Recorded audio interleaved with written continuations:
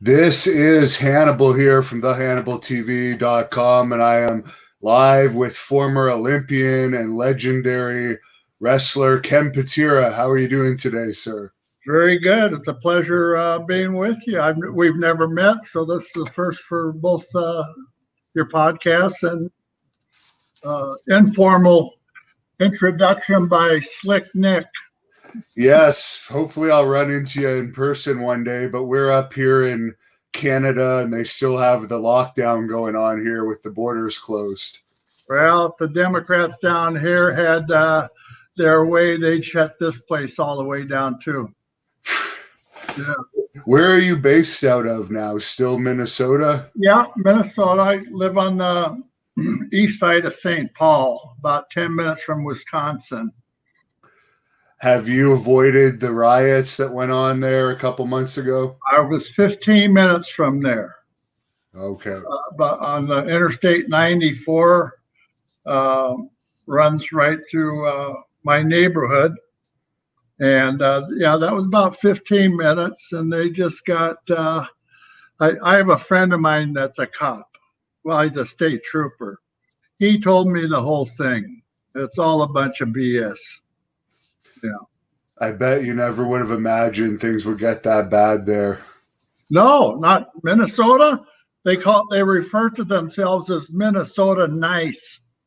Yeah, I heard that too. Yeah. I says, well, that nice is out the window. So you were obviously known as a weightlifter before you became a wrestler. How did you get into weightlifting? Well, I was a shot putter. And to improve my shot putting and discus throwing, I started lifting weights. And, I dabbled around with barbells and dumbbells since I was 10 years old. And by the time I was 17, 18, none of the coaches back in those days believed in lifting weights. They says, well, Patera, you keep lifting those weights, it's going to make you muscle bound. You won't be able to throw the shot. You won't be able to play football. You won't be able to do anything. You'll be just a big, stiff guy. And of course, I've been accused of being stiff in the ring, too. But, that's how I got started, just trying to improve myself. Did you have a trainer teach you how to do all the lifts properly, or did you just kind of throw yourself into the competitions? Well, this is the funny thing. When I was 18, the gym I was at was Sam LaPrinzi's gym. It was just a small gym, real nice, so in Portland, Oregon. It was the only gym in Portland, Oregon. That's 1961. And so there was 7 or 8 professional wrestlers that used to come in there every week, when they were off the road. And they all came over there. Sam had a beautiful gym, spotless. He had all the equipment. He had a steam room, which the wrestlers spent more time in the steam room than on the weightlifting floor. So that gave me more room. But anyway, there was this guy, Herb Freeman, from, I think he was from Brooklyn, New York. And he was wrestling professionally and going to chiropractic school. And he saw me messing around with some barbells one day. And he came over and says, Ken, I used to do the Olympic lifts. As a matter of fact, I placed third in the nation one year. That was back in the 50s. So he taught me how to do the Olympic lifts. At that time, it was clean and press, military press, 2-hand snatch, and 2-hand clean and jerk. And nowadays, they only have the snatch and clean and jerk. And you were the first person to lift 500 pounds above your head from the United States? Yeah. As a matter of fact, excuse me, I had this bad habit of chewing Copenhagen, but I like the habit. But yeah, it was 1969. I think it was December 14th. I went up from Portland. That's where I grew up. And I went up there with some friends. And there's a weightlifting meet right out of Seattle, Everett, Washington. And that's where Boeing aircraft manufacturing is. So it's a beautiful little community. And we were up there, and I was feeling my oats that day. I'd never cleaned 500 pounds before. And in the gym, I've done, 490, 495. I had a couple of attempts at 500, but always missed it. So here we're in a regional weightlifting contest, and I called for 500 pounds. Well, that was a world record. The world record at that time was 486 by Bob Raschke. I think he's from New Haven, Connecticut. So anyway, boom, I clean it like there's no weight on the bar. 500, weighed 503 and a half. I stood up, jerked the weight overhead. The problem is I didn't get credit for it. There was a little technicality. You had to have 3 international certified judges, judging the contest. Only 2 showed up. I was so mad. Anyway, they submitted it, but we got turned down. And that was the first time 500 pounds had been lifted and put overhead by anybody. Wow. At what point in time did Vern Gagne start sponsoring you? That came in 1971. My oldest brother, Jack Patera, he wound up being the first head coach of the Seattle Seahawks. And but in 71, he was defensive line coach for the Minnesota Vikings. And of course, Vern Gagne, his old AWA was based out of Minnesota. So I went back to visit my brother, and I was coming from, was that in 1970? It's either 70 or 71. They had the World Weightlifting Championships in Columbus, Ohio that year. So on my way back to Portland, I stopped in Minnesota to visit my brother and his family. He says, "What do you want to do after the Olympics?" Because he knew I wanted to go to the Olympics. That was been a dream of mine since I was 10 years old. And I told him I'd like to be a professional wrestler. And he says, "Well, why is that?" And I said, "Well, the gym I go to, Sam LaPrinzi's." "Oh, yeah, I remember going to Sam's." I said, "Well, there's 7 or 8 wrestlers in there all the time. They're in there every week."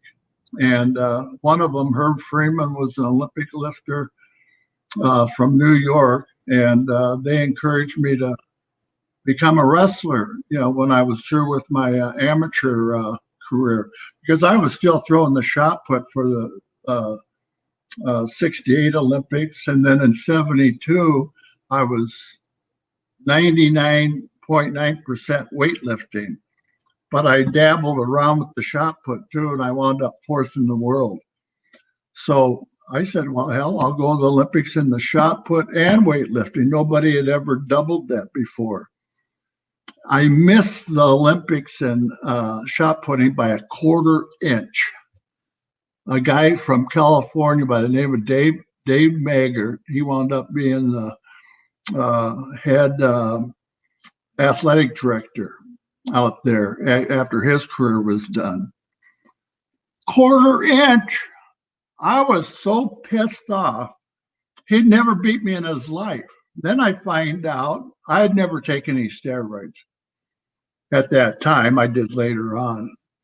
But he went from like 62 feet to almost 65 feet. And that's right where I was, consistent at. He was consistent at around 62 feet, 3 feet less. Well, he pulled one out of his butt that day, beat me by a 1/4 inch. And the reason he went to the Olympics instead of me, they take the top three places in each event. Doesn't matter if it's a 100-yard sprint or high jump or pole vault or weightlifting no, weightlifting takes one, but in track and field, they take the top three in each event. And so I'm sitting on the sidelines again. I said, hell with this. And I just concentrated on weightlifting from 68 to 72. And but getting close to the Olympics again, that old bug got back in my system. I says, well, maybe I get back in the shot put and the weightlifting. Well, yeah, I pulled some serratus muscles on my side, and that blew that. So I just, like I say, I just concentrated on the weightlifting after that. How was your experience over in Germany for the Olympics? Oh, wow. That Germany's a beautiful place. Everybody smokes cigarettes and drinks beer, but the place is spotless other than that. And everybody knows Germany. The people in Germany are, I call them warriors, because that Germanic race has something in their system that they have to conquer. And so they're always, up until the Second World War, they were always in some kind of battle, with their neighbors or, with us. We kicked their ass, though. And after that, they learned their lesson. But I love Germany.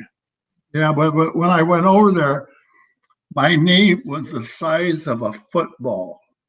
I had so many stupid little nagging injuries. I couldn't believe it. I said, what the hell's going on here? So I get we went over 14 days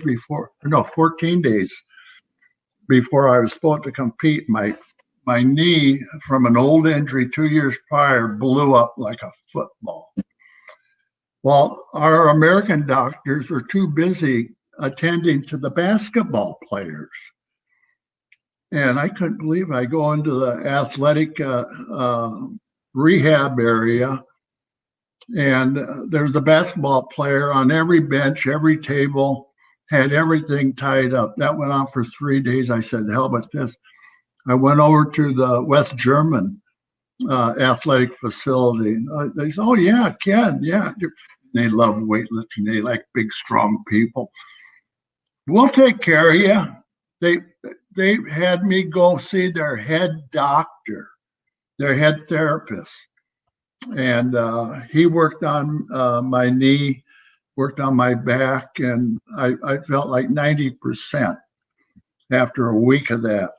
And so I'm warming up for my competition at the Olympic Weightlifting Hall. And I was myself and Vasily Alexiev from Russia, big fat Russian. Everybody remembers Alexiev.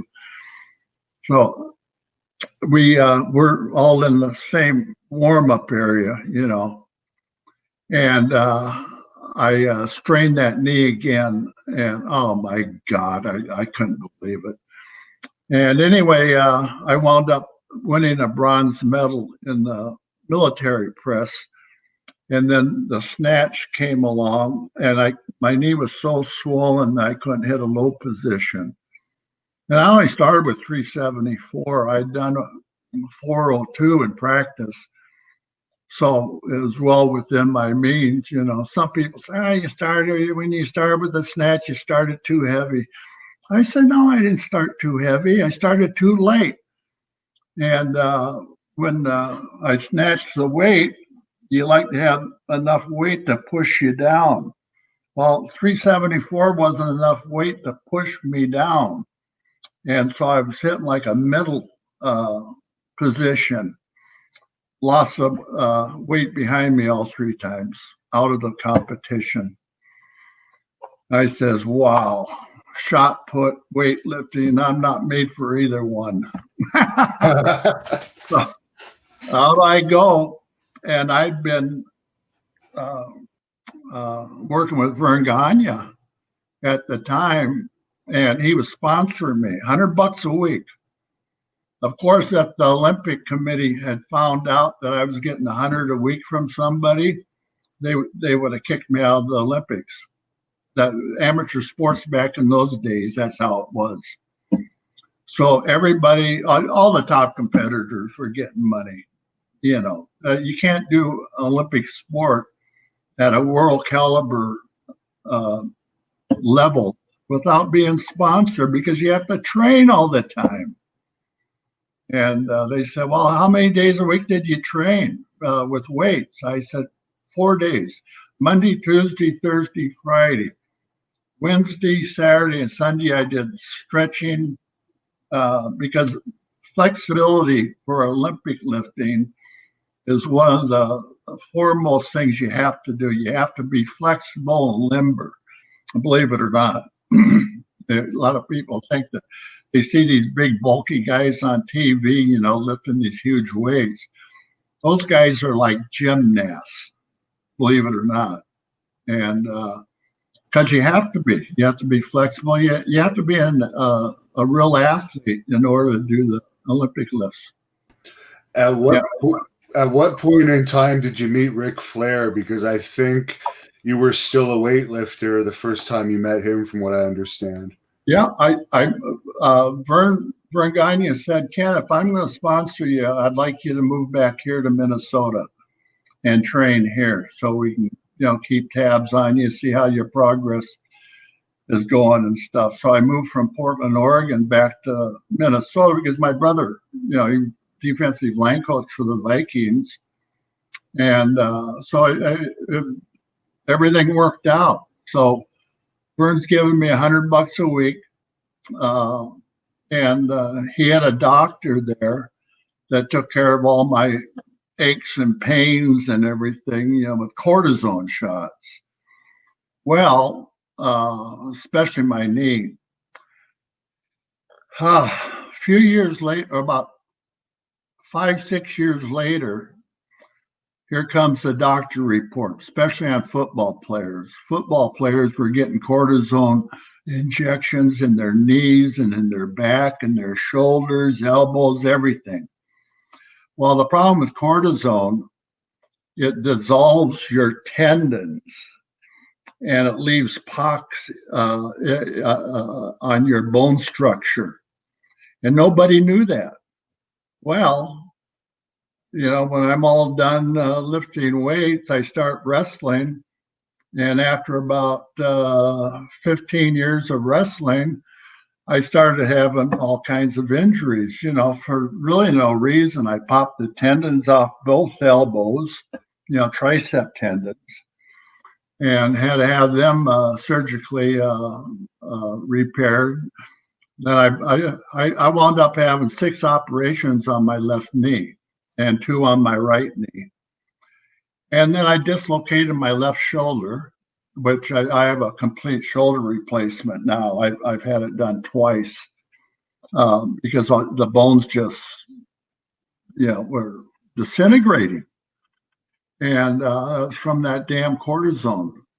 And so if anybody's listening that needs a cortisone injection, take it easy. 1 or 2 is all right, because all cortisone does is get rid of the inflammation in the joint and the soft tissue around it. It doesn't heal anything. It destroys, if anything. So just a little bit of advice. You ever have a cortisone? I had a couple in my shoulder for tendonitis at one point in time. But that's good to know for sure. So as far as being Ric Flair's roommate, what was that experience like? Well, I was back there after I moved back there because Vern wanted me to. I was talking to my brother. I said, here, I'm a young guy, 25 years old at the time. I said, Vern or Jack, I said, are there any bars around here that, with nightlife and whatnot? And he says, he wasn't going to any bars. He was married and had 5 kids. And he says, I think over on Excelsior Boulevard, you'll find a bunch of bars over there. nightclubs, and I hear that's the hottest area in the Twin Cities to hang out at night. So I just drove over there on a whim, and I'm looking at these bars, and I see one called George's in the Park. I said, that looks interesting. It was a big place, a big nightclub with live music and whatnot. And I go in there, and I asked the guy at the door, the doorman, I said, you guys have a cigarette machine? He says, yeah, it's right over there. So I go over there, take my 50 cents out, 50 cents a pack back in those days. And I put it in the cigarette machine, pull the lever, here comes my pack of cigarettes out. Then I stood up, and the guy standing there by the cigarette machine, he says, I hate to bother you, but are you Ken Patera? I said, yeah. He said, I saw you on the Wild World of Sports 2 weeks ago. I said, yeah. And he says, oh my God, what are you doing in here? I said, well, we all have to be somewhere. And here we are. Well, to make a long story short, after a while, Rick and I became real close friends. And we started thinking about getting a place to live together with a couple other guys, a couple bartenders. And so one thing led to another. We rented a house in South Minneapolis, right off of 35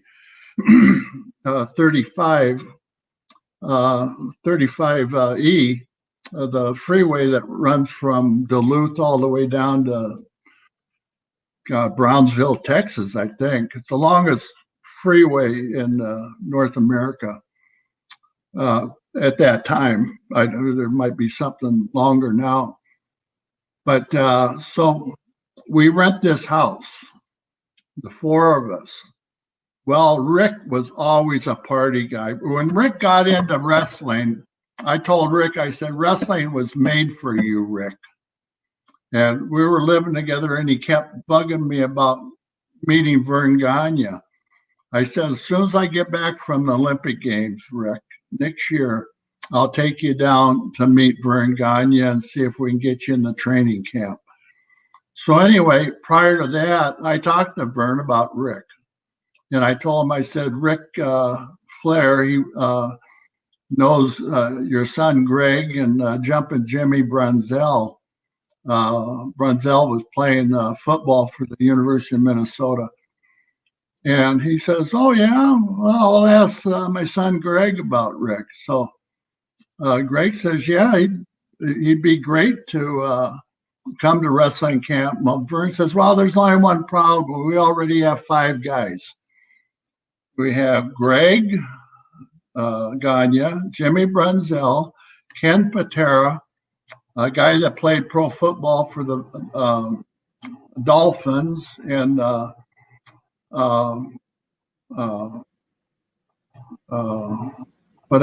Broncos. And his name was Bob Bruggers. And we have another guy from Iran, kind of a skinny guy. His name's Khosrow Vaziri. But he was in the '68 Olympics down in Mexico City.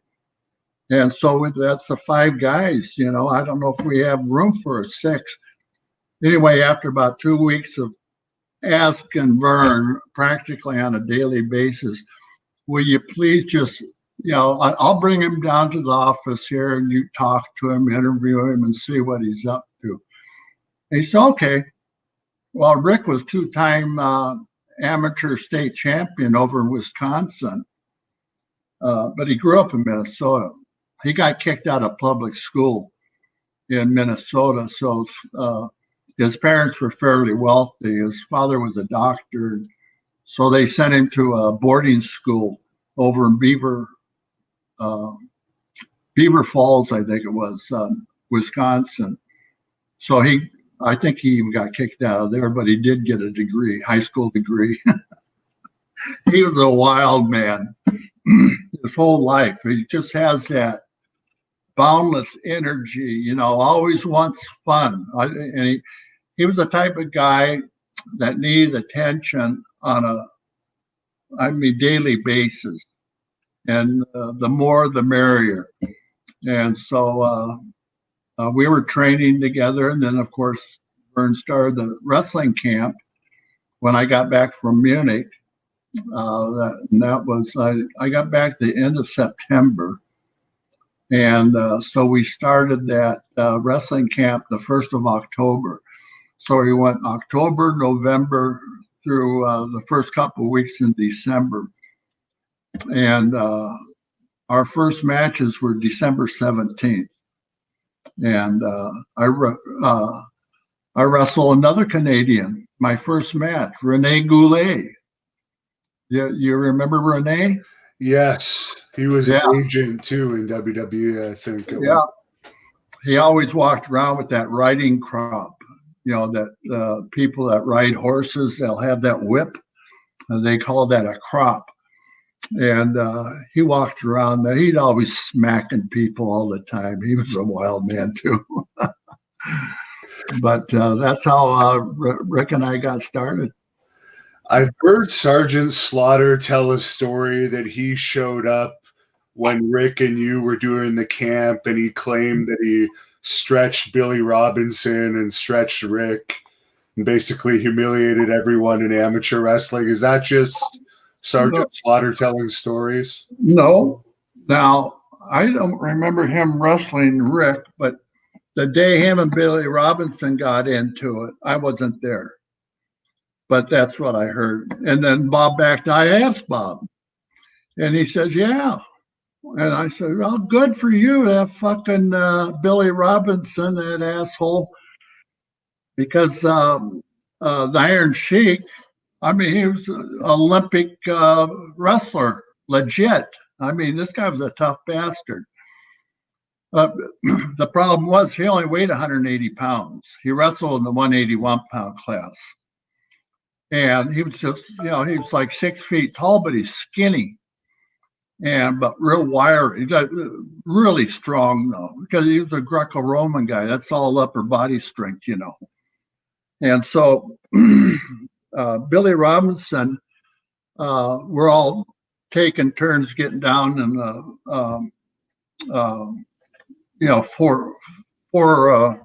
you get down on your knees and you put your arms out, and then one guy gets on top of you. That's how amateur wrestling starts the match. And then the guy underneath tries to escape. So we all go through there. So the Iron Sheik is the last one. So he's there. So Billy tells him just to lay flat. And because he wants to turn him over. Well, Billy couldn't turn him over. Here's a guy, 180 pounds. Billy got pissed off, frustrated, and then dropped a knee right into the Sheik's hip when he's down on the floor and relaxed. Oh, put a big knot.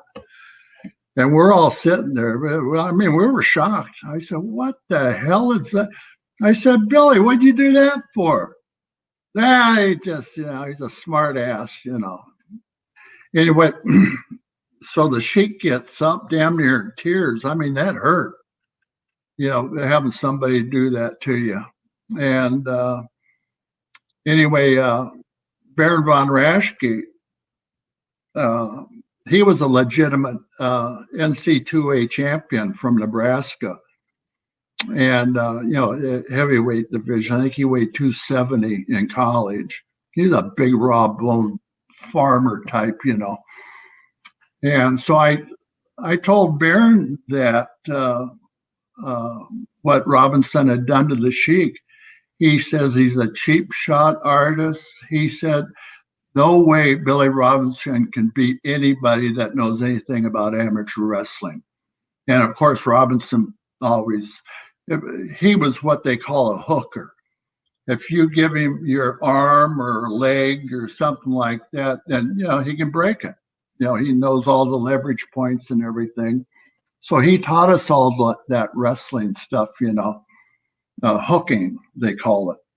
And showed us all how to break fingers, break arms, break legs, And so we all had very well-rounded professional wrestling coaching from Billy Robinson. Then Vern Gagne used to come out and work with us. Don Morocco used to come out, and a few other wrestlers, And so it was a hell of a camp. And then they'd run us up and down this old riverbed that was all dried out and full of rocks and everything, 10 below zero, out on his farm. Oh, Jesus Christ, I beat the shit out of us, And I weighed 310 pounds, and he's running me like a goddamn marathon runner, somebody that weighed 140 pounds.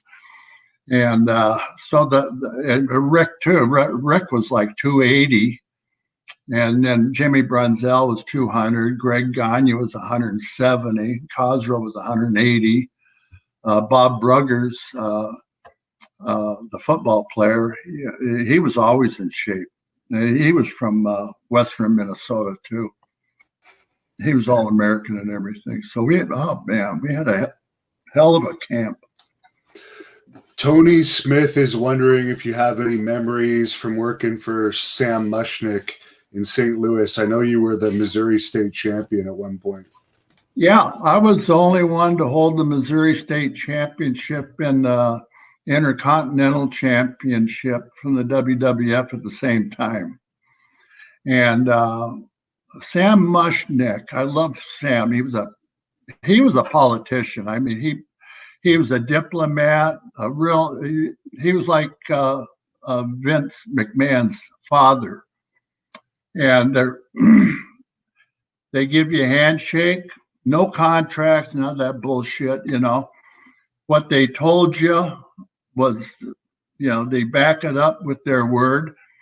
And everything was perfect. And Sam gave me all kinds of opportunities, paid me top dollar. Because he loved the fact that I had been in the Olympics, and I was a good performer. I put warm seats in or warm butts in the seats. We had a lot of sellouts down there at Kiel Auditorium. And another guy that actually prevented me from dropping out of wrestling was a guy by the name of Paul Bosch. He ran Houston, Texas.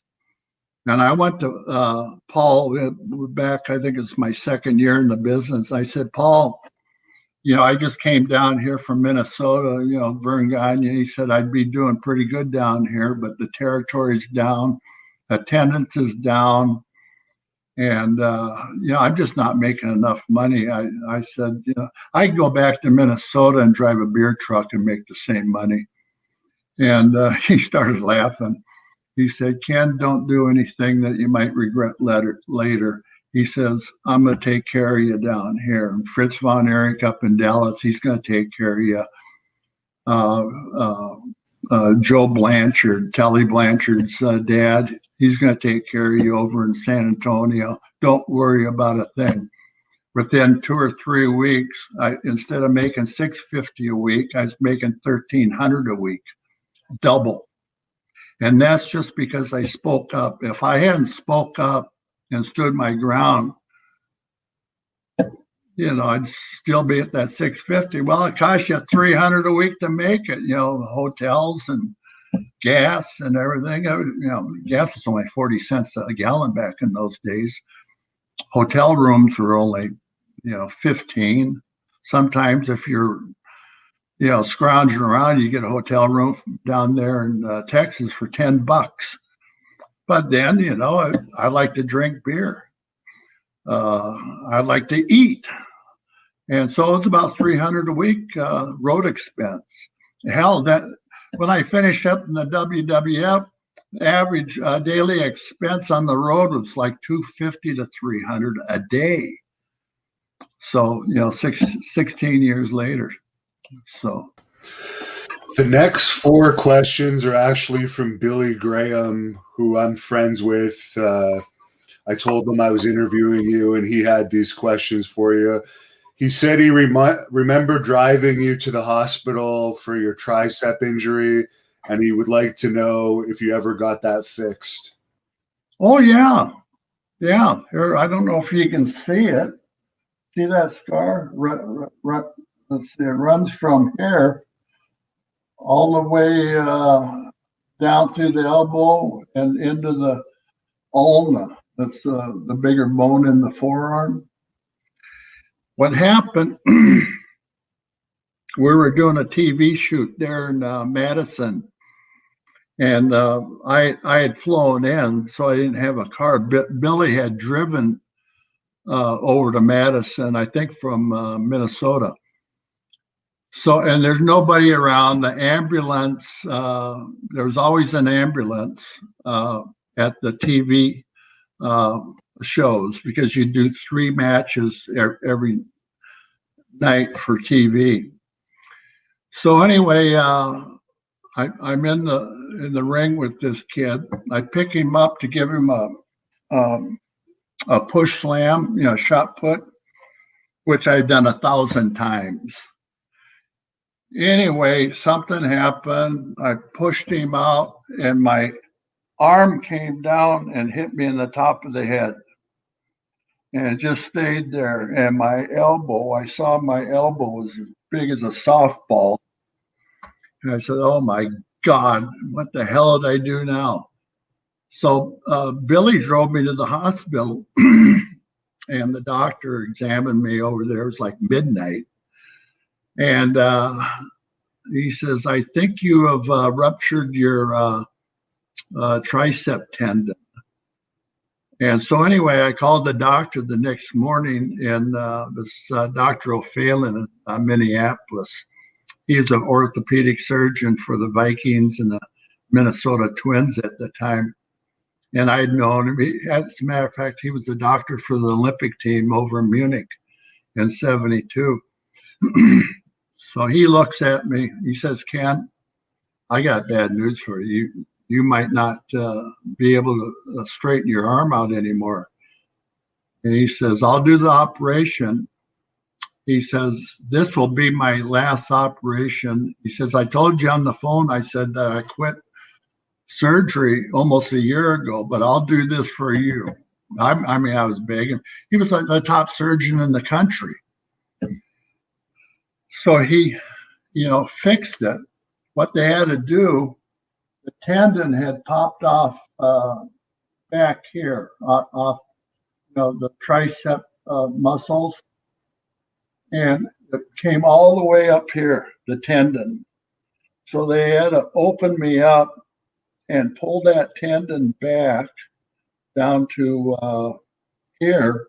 They drilled a hole in the ulna and inserted that tendon through that hole and then stapled it. Talk about an operation. There's 350 internal stitches and about 100 staples on the outside to close up the surgical wound. And I walked around. I had a leather brace on for, 4 or 5 months because he told me, he says, Ken, if you accidentally pop that tendon off again, he said, you're going to walk around the rest of your life with a chicken wing. That's where your elbow's at a right angle to your body. I said, well, I don't want that. Today, I have more flexibility in that right elbow than I do in my left elbow after all that. So I made the right decision. He also wanted to know your memories of doing the weightlifting competitions with the fake plates. Yeah. He was having back issues at the time. He couldn't lift the real plate. Yeah. Yeah. What we did, he said, we need some fake plates, Ken. I said, what do you mean fake plates?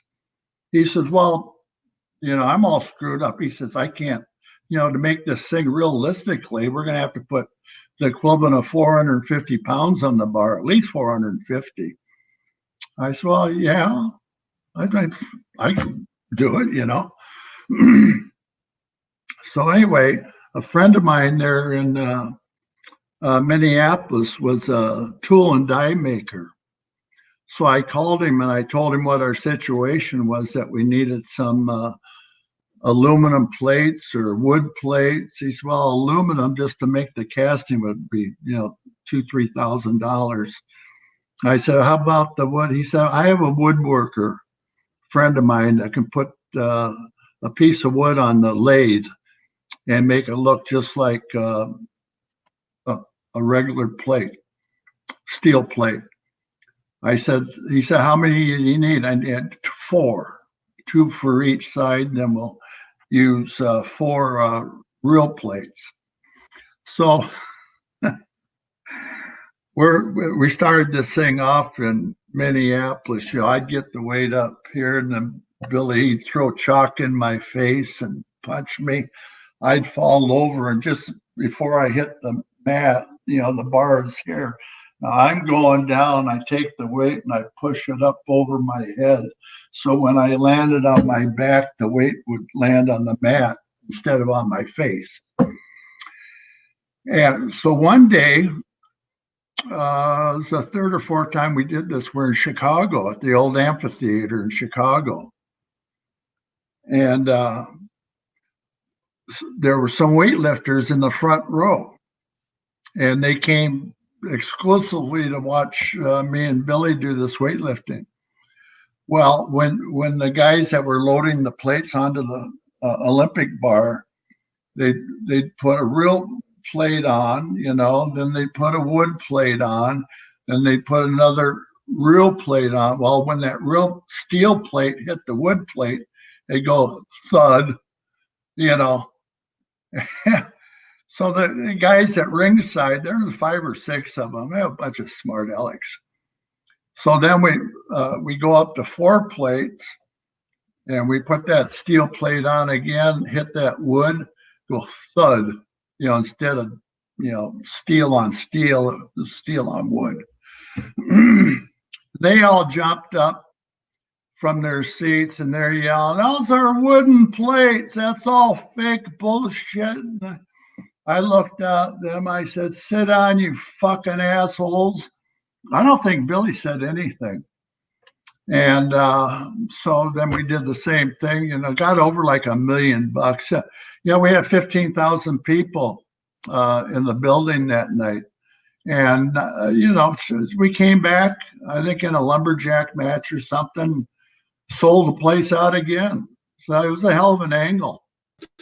The other thing he wanted me to ask you about was, I guess he was training with you for the tire throw for the world's strongest man. He wanted to know if you remembered that.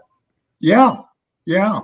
I won the tire throw in the world's strongest men contest. I did the first one, then Billy did, it was 2 or 3 after that, where he did his. It was upstate New York at the Playboy Club.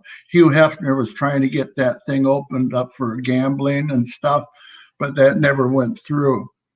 So the TV network had it up there. Me and my girlfriend at the time, we went up. And of course, we knew a lot of guys on the TV crew. And my buddy Bruce Wilhelm, that won the world's strongest men contest the first 2 years, he was up there doing some announcing for him. And so Bruce got us a room that the TV people had rented. So we're up there, having a good old time, party time, USA. Didn't cost us a dime. And Billy, I think Billy won a couple of events. I don't remember which ones. But when I did it, I talk about bad backs. I had screwed my back up working with Bobby Backlund in Boston Garden. And I took a bump over the top rope and landed on the ring apron and threw my back out. God, it was 2 weeks before I competed in the world's strongest men contest. And so they had 10 events. I was only able to do 5 of them. I was competitive in 5. The other 5, I just went through the motions and wound up placing 3rd. The Bruce Wilhelm won it, a football player from the St. Louis Cardinals, Bob Young. He was a big weightlifter. You probably remember Bob or maybe his brother. Well, Bob's passed away now. I don't know how old his brother would be, but he was a hell of a power lifter. And yeah, we had pretty good times. I remember all that shit. The other thing he wanted me to bring up is you already brought this up. You said you took a bit of steroids, but he said you never really took that much and you still had like natural strength. Yeah. Is that right? You were just kind of born with pretty good genetics? Yeah, I was very fortunate. I was never a believer in injectable steroids or pills.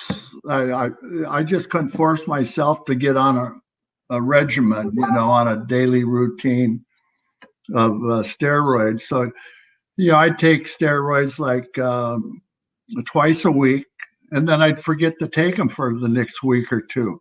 And I says, and Bruce Wilhelm, the guy I mentioned earlier, he called me all the time. As a matter of fact, I still talk to him 2-3 times a month. He lives out in California, and he'll call me or I'll call him. He says, Ken, when I was taking the steroids for the Olympics, and he said, you remember to take your steroids? It was called Hannibal. It was a little blue pill, but it was really strong, but it was toxic too if you stayed on them for too long or if you took too much. And shit, I'm a young guy, I didn't want to, screw myself up. So, even sometimes deliberately, I'd go off them for, a month or two at a time. And I went on cycles. I had 3 cycles every year for 6 weeks. I'd take steroids for 6 weeks, and I wouldn't take anything until 6 weeks before the next contest. Let's say I would take them for 6 weeks before the national championships. And that not the first 2 championships, the last 2 championships. I was in 4 altogether. I would do 6 weeks, have the meet. Then I wouldn't take anything until the next contest, might be the World Weightlifting Championships. And then I'd take 6 weeks again. And then let's say in the spring, I'd have a regional meet and I'd do 6-week cycle again. Everybody else in that weightlifting team just stayed on the steroids 24/7. And it didn't matter if they were 148-pound class or 198-pound class. And, they knew my regimen. And they said, Patera, God, you could be lifting so much more if you just, do what we do. I mean, we had 148-pound guys military pressing, 360, 370. I mean, that's back in those days, that was ridiculous. I mean, they do it now. But I just couldn't bring myself to do it. A lot of the fans wanted me to ask you if you could tell us your version of events that happened with that McDonald's incident, because there's so much folklore out there for the years about what happened. You do 1,000 good things and you fuck up one time, and that's all they want to talk about. Not like you. You're interested in, my entire career. But a lot of people, all they want to know, what happened at McDonald's? What happened at McDonald's? Well, nothing happened at McDonald's. I went to McDonald's and they were closed. It was like 12:30, 1 o'clock in the morning. And I walked from the Holiday Inn, Mr. Saito and I we were sharing a room up there. It was up on the hill. So the McDonald's was down at the bottom of the hill. And we were in Waukesha, Wisconsin. It's a big suburb just outside of Milwaukee. So he had hurt his knee. He was wrestling Mad Dog with Sean that night. Mad Dog bummed his knee up. So he couldn't walk down there. I mean, he was in serious pain. So I walked up to the drive-up window because there was lights on there. I looked inside. There was a TV crew in there. They had cameras all set up, and they had 2 or 3 platters with hamburgers stacked like a hamburger mountain. And so I said, could I get 4 of those hamburgers to go? He says, no, they're not warm anymore. They're cold, and we need them for the commercial that we're shooting tonight.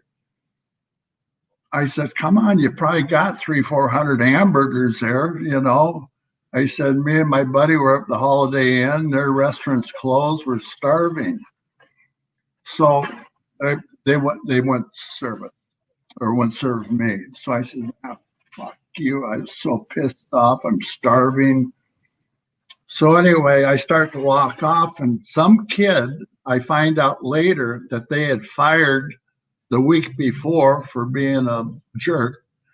He comes running up there, grabs a boulder. There's boulders all over the outside of the window in like a rock garden. So he picks up this one boulder, it was about this big. He throws it right through the side window of the cashier. And I turn around, I'm looking, the cashier's ducking, and this kid, he's out there, fuck them, the son of a bitch has fired me. I said, is that why you threw the rock? He said, yeah, screw him. So he takes off. Well, I didn't think nothing of it. I just walked off. Went back up the Holiday Inn. And when I got back up to the room, I told Saida what had happened down there. And, he understood English, but at that time, he couldn't really put English into, meaningful sentences. He could, but he always kind of felt inadequate with his English. So anyway, I'm telling him about this McDonald's situation. About a half an hour later, we get a big knock on the door.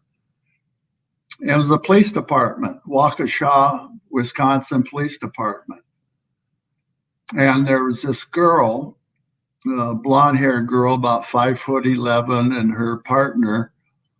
They got the guns and the billy sticks and handcuffs and leather jackets on, and they came up there, looking for a fight. They knew who we were because the prick down there at McDonald's said, "You're Ken Patera, aren't you?" And I said, "Yeah, we're staying up here at the Holiday Inn. We wrestled over in Watertown earlier tonight." So he said, "Well, I'm sorry, I can't help you." So as I start to walk away, here comes a kid, throws a rock through the window. I said, "Oh, fuck." So I get it. So the cops start quizzing me. "Well, sir, we got a report that you were down at McDonald's earlier this evening and you threw a boulder through the window." So I told the cops what had actually happened. I told them the truth. And they didn't believe me. I said, "Well, whether you believe me or not, that's what happened." And so they said, "Well, do you mind if we come in and look around?"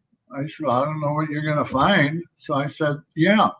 Just at that time, the male officer kind of stepped to the side. By that time, Saida was at the door. He's in his underwear and a T-shirt. And then he realizes there's a female officer there, and he's embarrassed. So he doesn't want to go out in the hallway. So anyway, the male officer kind of moves to his right. She pulls out the mace. Well, she had the mace in her hand. I didn't see it. So I didn't have my glasses on at the time. And so the male officer ducks, and the female officer hit me right in the face with a bunch of mace. I'd never been maced before. Christ, I couldn't see. My eyes were burning. And then I don't know what happened. Anyway, Saida winds up in the hallway, stretched them both in like 5 seconds.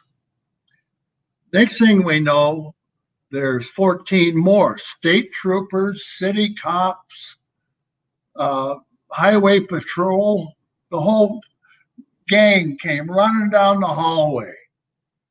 And we got in a big Donnybrook out there. Saito and I, we stacked them up like kindling wood.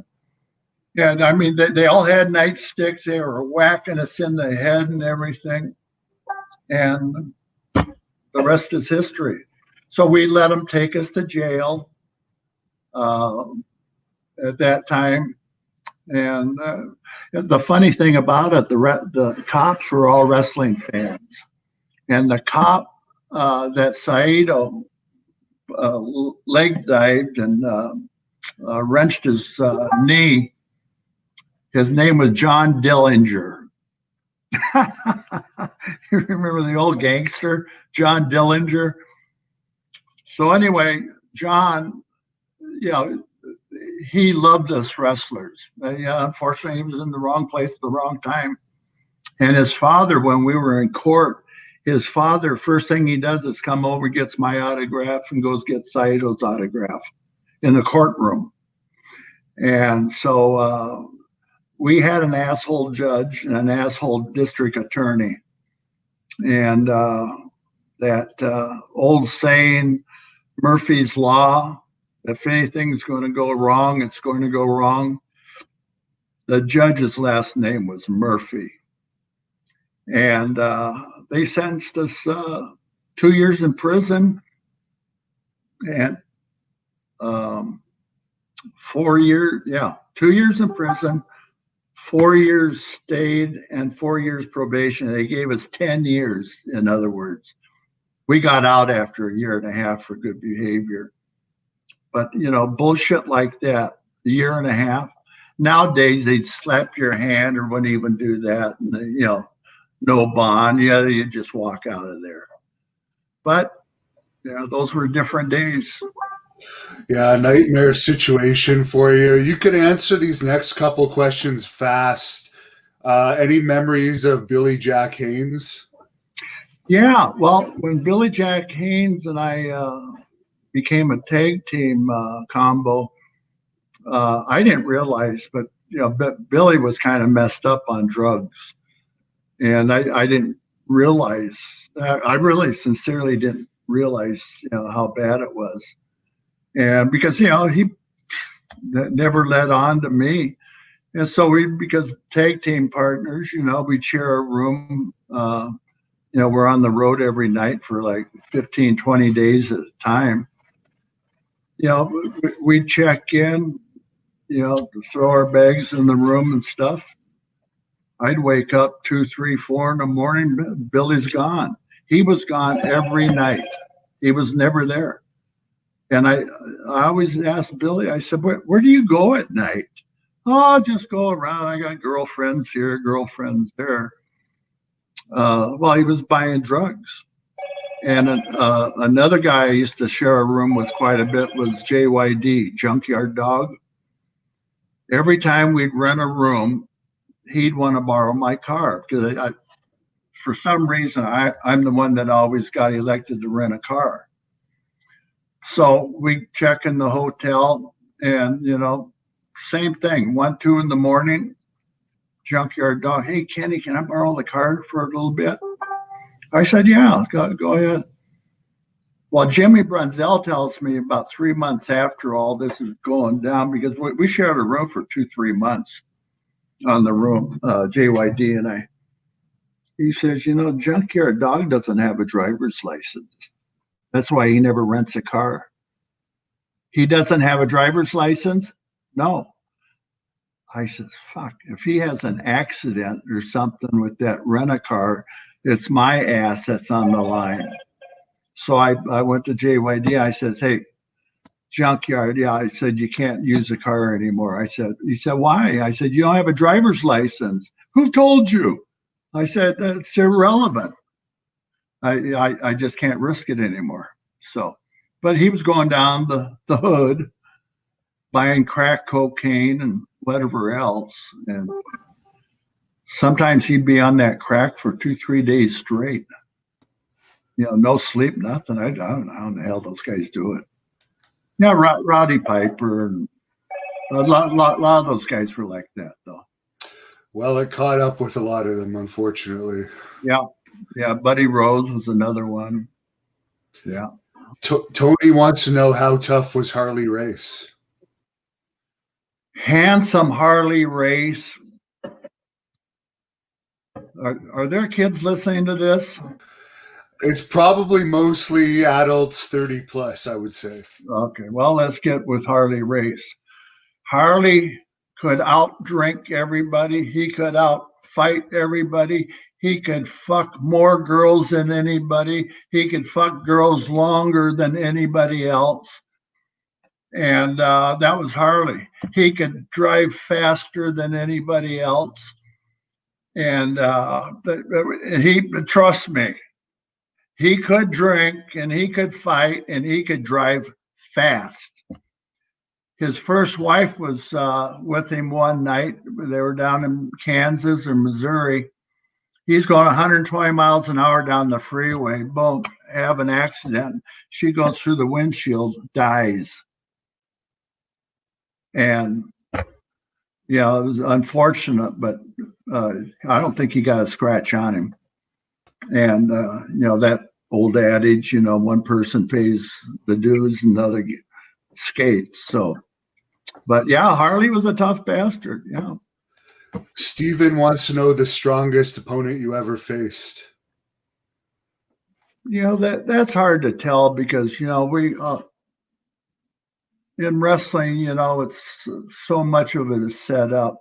I mean, it's just out of respect for one another, because we have to wrestle every night. We can't go in there and pound the shit out of one another, or, you know, bend each other's arms or legs or whatever. So, you know, that was a tough one. But when you tie up with somebody, you know if they have strength. And, oh,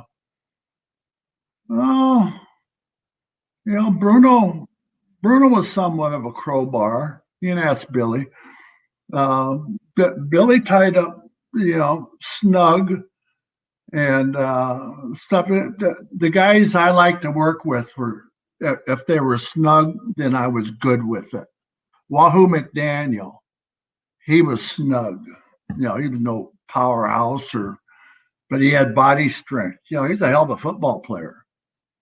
And All-American at Oklahoma. And when he broke into the NFL, he got drafted by the Dallas Cowboys in 1960. That was the first year that the Cowboys were actually a franchise. Well, my brother Jack was middle linebacker for St. Louis, and he was traded to Dallas in what they called expansion draft. And he was like one of 8, you know, veterans from other teams. So he's middle linebacker, and Wahoo was an outside linebacker. And Wahoo came in 3-time All-American from Oklahoma, and a big boom, boom, boom. Anyway, Wahoo made it to the 3rd cut, and then Dallas cut him. Well, right away, the New York Jets picked Wahoo up. Well, that was the best thing that ever happened to Wahoo, because Wahoo went back and started playing football in Shea Stadium with the Jets, and he became a hero. He was as big as Joe Namath. Yeah. And finally, the last question for today. I think we'll have to do a part 2. We got to wrap this up, Hannibal. Okay, right. This is taking way too much time. You know, you're taking advantage of the good man Patera right now. No, we can't have this. I get a little long-winded. No, you don't, Ken. Hannibal, we got to go. Okay. All right. Thanks, Ken. We'll get to the other questions another time. Have a great. No, we'll do it again. We'll do it again. Yeah, if you're lucky, Hannibal. You want me to body slam him now? Put him in the full Nelson. Yeah.